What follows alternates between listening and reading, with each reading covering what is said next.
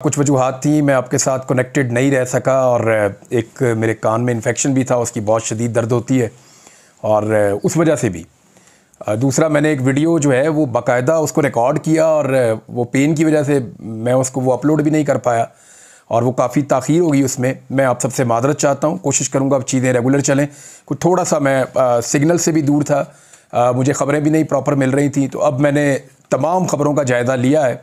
अब से तकरीबन 1-1.5 घंटा पहले मैंने अपने सिस्टम को ऑन किया, तमाम चीज़ों का जायज़ा लिया। तो ये बड़ा एक धमाका खेज़ किस्म का दिन था। हुकूमत ने अपनी तरफ से झंडे गाड़े हैं और अपनी तरफ से एक बड़ी कामयाबी हासिल की है। पाकिस्तान में लोग बहुत मायूस हैं। ये मैंने अपना फ़ोन उठाया ना, तो इसके व्हाट्सएप के अंदर बहुत सारे लोग कह रहे हैं जी हम तो पाकिस्तान छोड़ के जा रहे हैं। बहुत सारे लोग ये कह रहे हैं हम तो यहाँ कारोबार ही नहीं करना चाहते। कई लोग ये कह रहे हैं जी आज हमें पाकिस्तान में बहुत मायूसी होगी। 1-2 मेरे दोस्त लॉयर थे, उनके भी मैसेज आया, कहते जी हमारी अदलिया तो दफन हो गई। मेरे ख्याल में मायूसी वाली कोई बात नहीं है। जब भी कोई ऐसी चीज़ होती है या अंधेरा बहुत ज़्यादा छा जाता है तो वहीं से रोशनी निकल कर आती है। मैं आप लोगों को हमेशा एक बात कहता हूँ कि दिल नहीं छोड़ना। मैं हमेशा आपको कहता हूँ कि हिम्मत नहीं हारनी। इमरान खान क्या कहता है? इमरान खान बोलते हैं कि हारता वो है जो हार मान लेता है। तो अगर आप हार मान रहे हैं तो फिर आप हार के मुस्तहिक हैं, और अगर आप हार नहीं मान रहे, वो ये छोटी मोटी चीज़ें हैं, ये तरमीम क्या बेचती है? कुछ भी नहीं। अभी सबसे पहले जो है वो सेनेट को इन्होंने चुना और सेनेट में तरमीम करने की कोशिश की पहले, और वहाँ पे 65 का फिगर इन्होंने बताया कि जी हमने पूरा कर लिया है। अच्छा, ये फिगर कैसे पूरा किया है? इसके अंदर दो तो बेचारे वो मेंगल साहब के सेनेटर्स हैं। एक फजलुर रहमान साहब ने अपने 5 वोट डाल दिए। अगर फजलुर रहमान साहब ना जाते तो ये तरमीम कभी पास ना होती। अख्तर मेंगल साहब अपने 2 लोगों को कंट्रोल कर पाते तो ये तरमीम कभी भी पास ना होती। लेकिन जो कुछ किया गया वो सबके सामने है। जैसे मास्क वाले लोग उनको लेकर आ रहे हैं, जैसे सेनेटर्स को पहुंचाया जा रहा है, ये भी अपनी नौयत की एक कमाल किस्म की जो है वो तरमीम थी।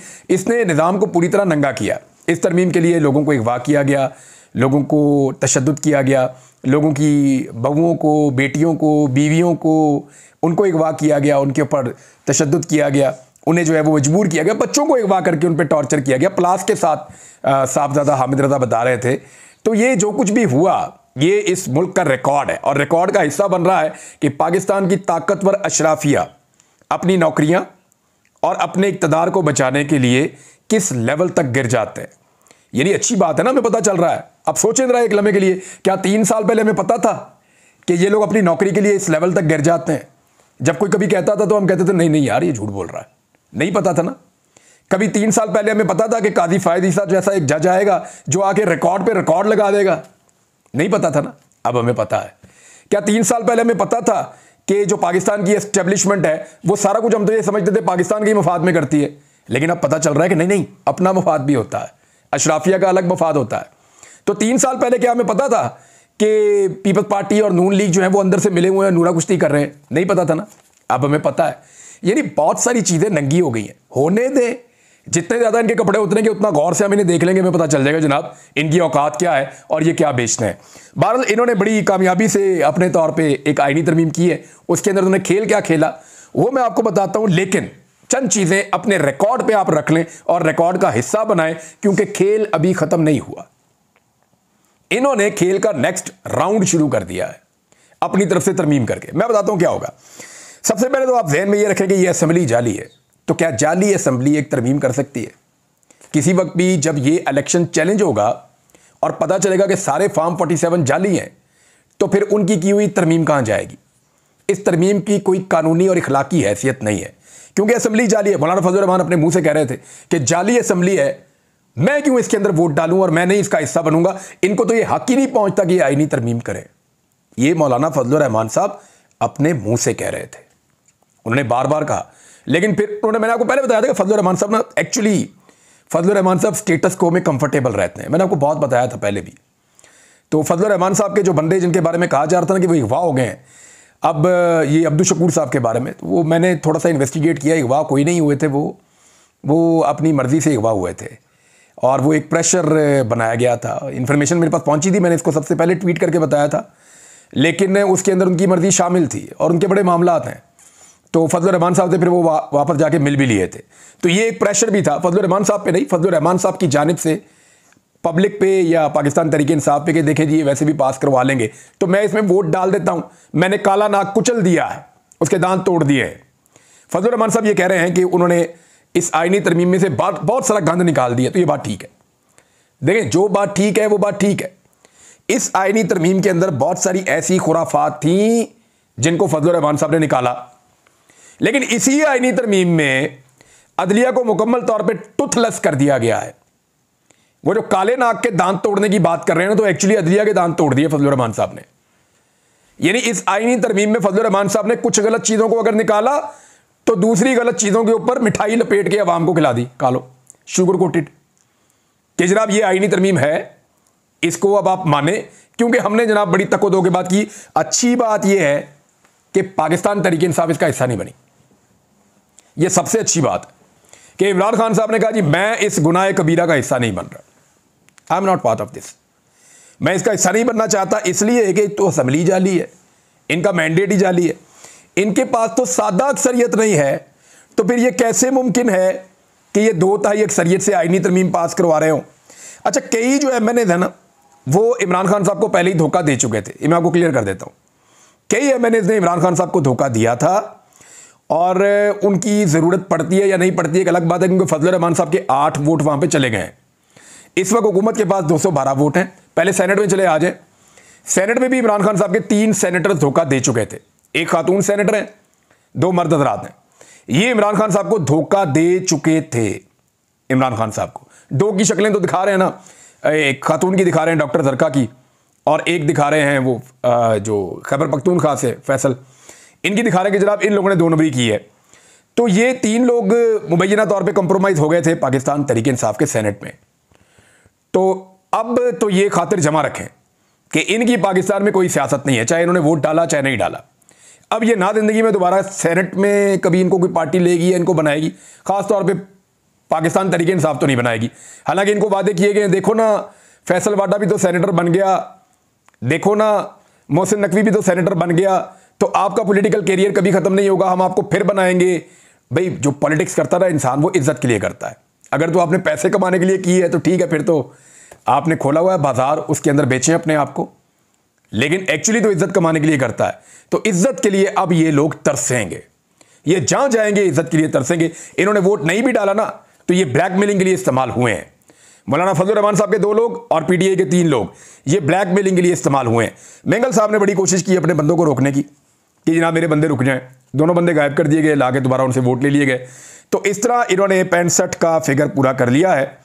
और फजलुर रहमान साहब का जो है, मैंने किरदार आपको बताया था, वो ज़रा कंफर्टेबल रहते हैं एस्टेब्लिशमेंट के साथ या स्टेटस को के साथ। तो फजलुर रहमान साहब ने ये किया, कुछ इनको दे दिया, कुछ उनको दे दिया, कुछ उनको दे दिया। PTI को भी कह दिया कि देखिए जी मैं इतना कर सकता हूं, तो पब्लिक को भी बताया कि देखिए जी मैंने कितनी कोशिश की है। तो एक्चुअली ये अदलिया के ऊपर एक बहुत बड़ा अटैक है। इसमें हुआ क्या, ये देर में रखिए आप चीज़ें। एक तो इन्होंने जो जुडिशल कमीशन है, जो जजेस की अपॉइंटमेंट करता है, उसकी फॉर्मेशन तब्दील कर दी है। पहले इसमें 9 मेंबर्स होते थे। 9 मेंबर्स के अंदर जो है वो सबसे पहले सुप्रीम कोर्ट ऑफ पाकिस्तान के 5 जजेस होते थे। उसके बाद इसमें अटॉर्नी जनरल, वजीर कानून, पाकिस्तान बार काउंसिल का एक नुमाइंदा और एक रिटायर्ड जज, ये 9 होते थे। तो ये अक्सरियत से फैसला करते थे, जज अपॉइंट हो जाते थे। अब जो है वो जजेस की अपॉइंटमेंट के हवाले से जुडिशल कमीशन में मजीद 5 बंदे शामिल करके तादाद 14 कर दी गई।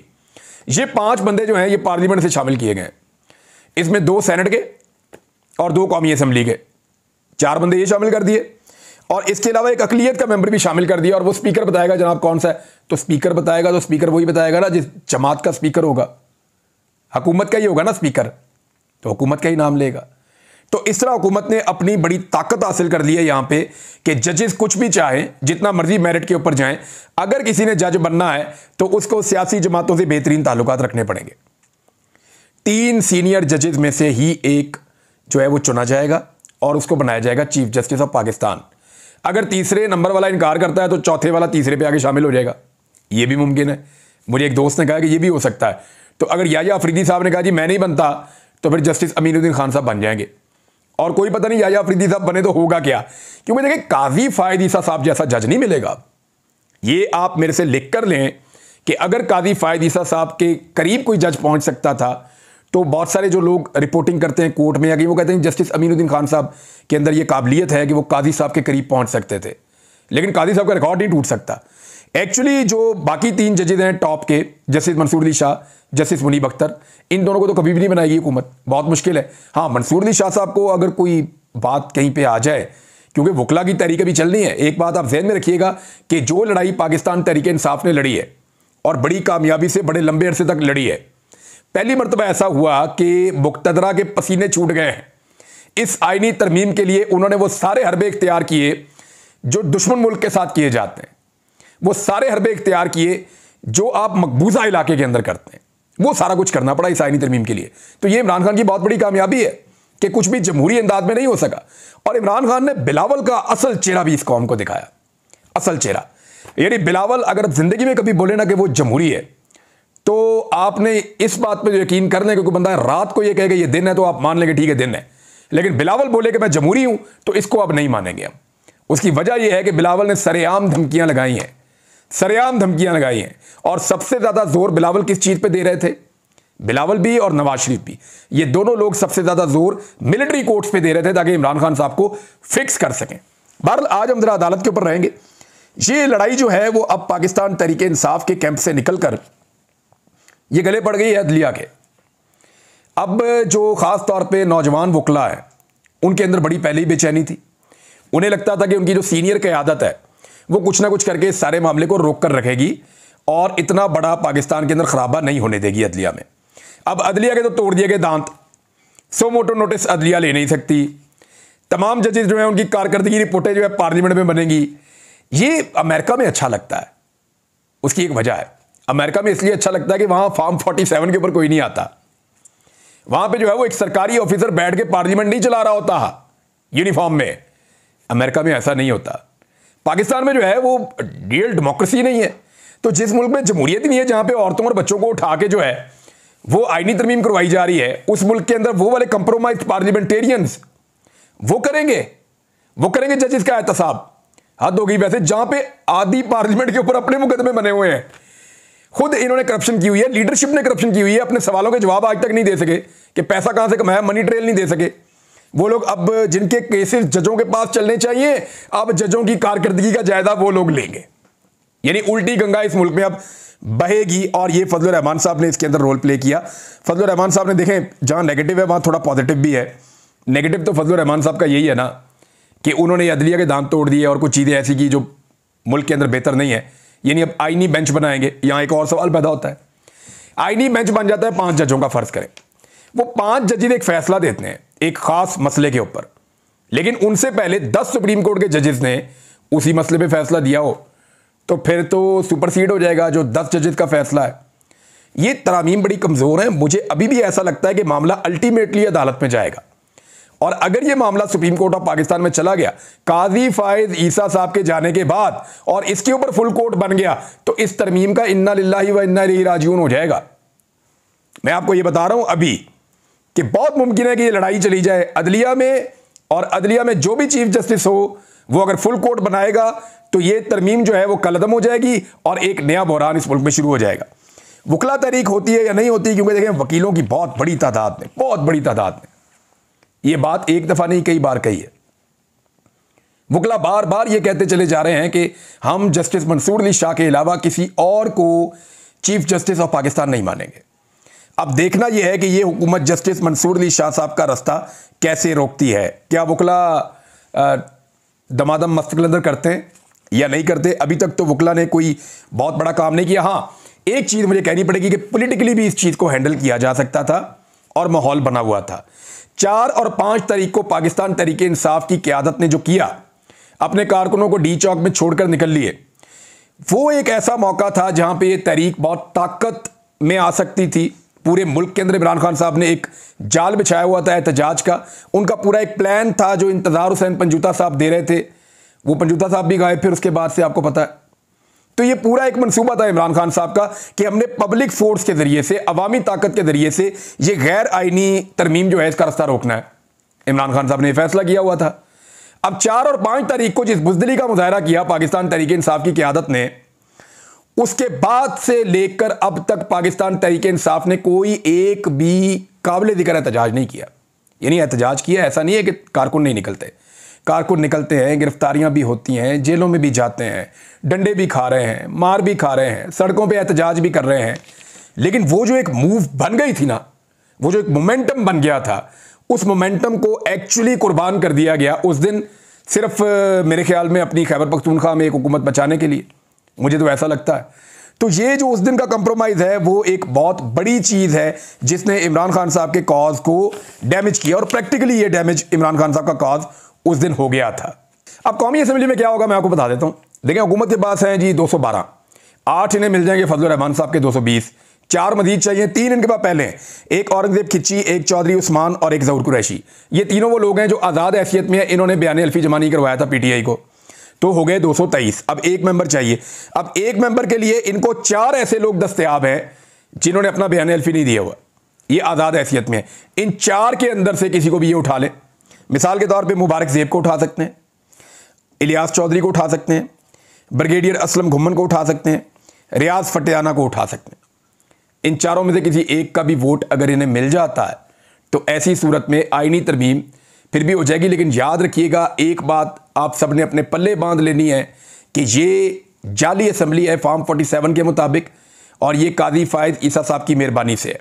दूसरा, ये 63A का अगर रिव्यू का फैसला काजी फायद ईसा साहब सदारती ऑर्डिनेंस के नतीजे में अपनी मर्जी का बेंच बनाकर ना करते तो कभी भी ये आईनी तरमीम पास ना होती, क्योंकि 63A का फैसला करवा के तमाम पॉलिटिकल लोगों को ब्लैकमेल करके उठाया गया, उसकी बुनियाद के ऊपर माहौल बनाया गया, फजलुर रहमान साहब को भी दबाव में लिया गया, तमाम लोगों को। अगर काजी फायद ईसा साहब 63A वाला काम ना करते तो ये तरमीम कभी ना होती, और 4 सीटें भी तो दी हुई हैं ना थोड़ा अर्सा पहले। काजी साहब ने नून लीग को 4 सीटें पीटीआई से छीन कर भी तो दी हैं थोड़ा अर्सा पहले। तो कोई एक एहसान थोड़ी है, तो काजी साहब की तारीफें तो सबने करनी है। अगले वीलॉग में कुछ और चीज़ें बताता हूँ। अब तक के लिए इतनी, अपना ख्याल रखिएगा, अपने चैनल का भी। अल्लाह हाफिज़।